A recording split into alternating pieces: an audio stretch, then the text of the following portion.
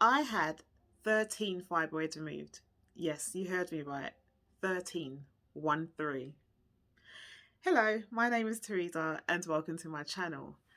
This is where I would cue the music and have like really good graphics if I knew how to edit videos, but I don't, so this is all you got.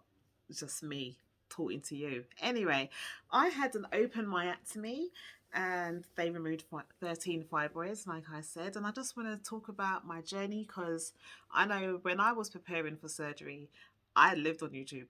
I was watching every single video about it that I could find, and there was some answers that I didn't get answered. So I thought, you know what, let me do my own video because there might be somebody else out there who wants to know. So, yeah, I have been suffering with fibroids for over 20 years. I first got diagnosed in my early 20s. I'm 41 now, so yeah. And it was a struggle. The struggle was real. The struggle still is real. Like it was back and forth, back and forth, back and forth with the doctors. All they gave me when I first got diagnosed was tranexamic acid, which is meant to help slow down the bleeding. I suppose it did a tiny bit in the beginning, but towards the end, it just because my fibroids got worse and worse and worse, it just wasn't working. It just wasn't working. Um, yeah, I had scan after scan, and it was just the same thing. It wasn't until I got a really good female doctor. I think it was like near the beginning of the pandemic, so 2020, because during like just before the pandemic is when my fibroids just went extremely bad. I was bleeding heavily. Well, my symptoms first, I should tell you, it was bleeding extremely heavily, and my periods would last 2 to 3 weeks. And there was one stage where my periods were didn't stop. I was bleeding every single day for 3 months. But then it was during that time where I got a good doctor who preferred me to get a scan, and then they put me on the waiting list to have the open myectomy. I ended up being on that waiting list for 2 years because good old COVID was delaying it and delaying it and delaying it.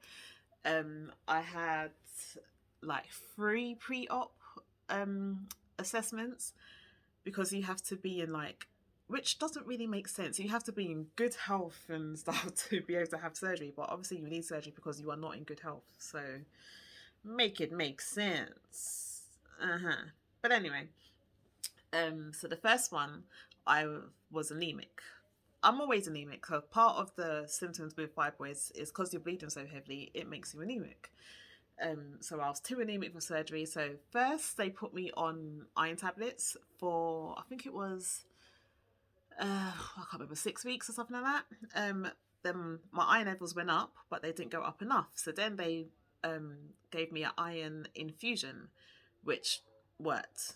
I think no, yeah, that worked. But then my one of the pre-ops, my blood pressure had gone sky high. But I had noticed that my blood pressure had been high for the last few months, which is not normal for me. So I wanted them to investigate that. So I had to get put on medication for that and yada yada. But eventually we got there and I had the surgery.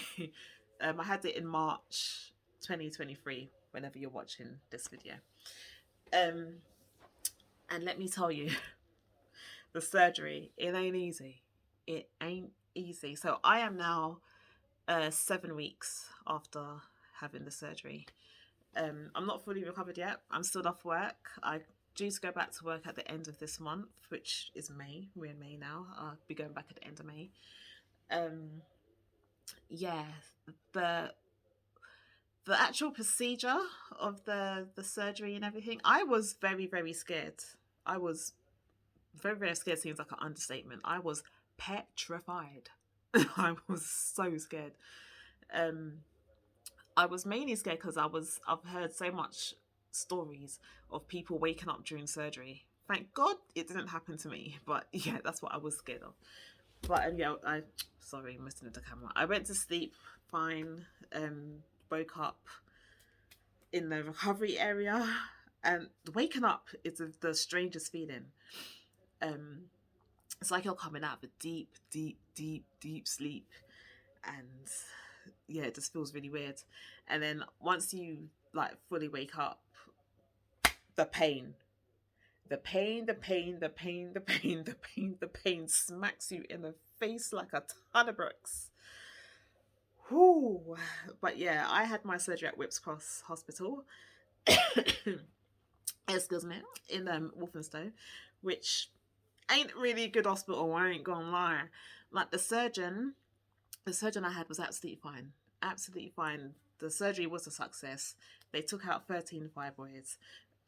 When the surgeon came to see me the next day, she showed me a picture of the fibroids, which I don't actually have because it was meant to be given to me in my discharge letter, but it wasn't, so I don't have the picture, unfortunately.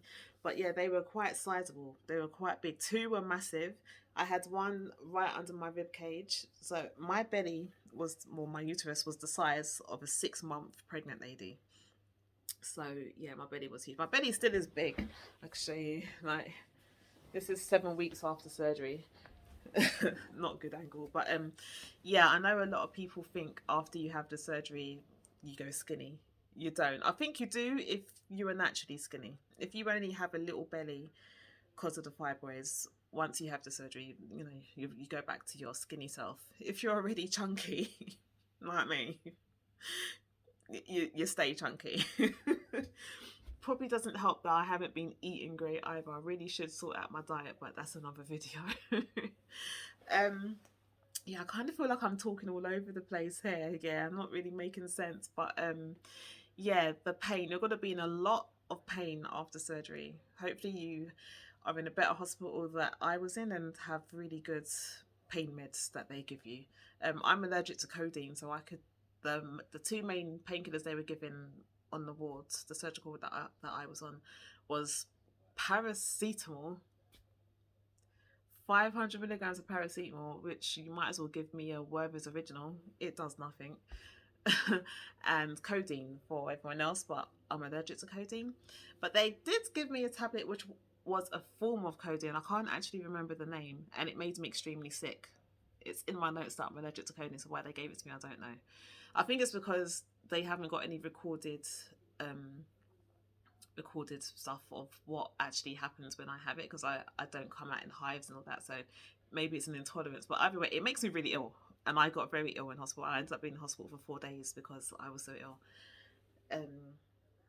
But yeah, I feel like I've just really just waffled for 7 minutes, but what would probably be a lot easier, in the comments, ask me any questions if you're going to be having this surgery, and if you got any questions, if you've been diagnosed with fibroids, whatever, put them in the comments and I will come back and do a video talking a bit more sense of, you know, about fibroids. But anyway, if you've watched the whole video, thank you for listening to my waffling.